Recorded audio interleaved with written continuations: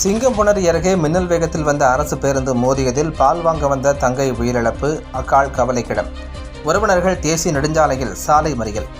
சிவகங்கை மாவட்டம் சிங்கம்புணரி அருகே கோவில்பட்டியில் பால் வாங்க வந்த அக்கா கவிப்பிரபா, தங்கை சாதனா ஓட்டி வந்த இருசக்கர வாகனம் மீது பழனியில் இருந்து காரைக்குடி நோக்கி மின்னல் வேகத்தில் வந்த அரசு பேருந்து மோதியில் தங்கை சாதனா உடல் நசுங்கி இழுத்துச் சென்றதில் சம்பவ இடத்திலேயே உயிரிழந்தார். அக்காள் கவிப்பிரபா கவலைக்கிடமாக அரசு மருத்துவமனைக்கு கொண்டு சென்றுள்ளப்பட்டுள்ளார். கோவில்பட்டியைச் சேர்ந்த பழனியப்பன் ரேணுகா தம்பதியினர் மகள் கவிப்பிரபா, சாதனா இருவரும் ஊருக்குள் இருந்து பால் வாங்க இருசக்கர வாகனத்தில் வந்துள்ளனர். அப்போது பயணிகளை ஏற்றிக் கொண்டிருந்த தனியார் பேருந்தை கடந்து செல்ல முயன்ற அரசு பேருந்து காரைக்குடியை நோக்கி சென்ற போது ஓரமாக கவிப்பிரபா ஓட்டி வந்த ஸ்கூட்டி மீது மோதியதில் பேருந்து முன்சக்கரத்தில் சிக்கி ஸ்கூட்டியும் சிறுமியும் தரதரவென இழுத்துச் சென்றபோது ஓரமாக நின்ற மற்றொரு ஸ்கூட்டியின் முன்பு சக்கரத்தில் சிக்கி சாலையை விட்டு இறங்கி நின்றது.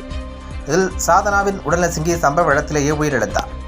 மேலும் அக்காள் கவிப்பிரபா உயிருக்கு ஊசலாடி நிலையில் 108 வாகனம் மூலம் சிங்கம்புணரி அரசு மருத்துவமனைக்கு கொண்டு சென்று முதலுதவி சிகிச்சை அளிக்கப்பட்டு மேல் சிகிச்சைக்காக மதுரை ராஜாஜி மருத்துவமனைக்கு அனுப்பி வைக்கப்பட்டுள்ளார்.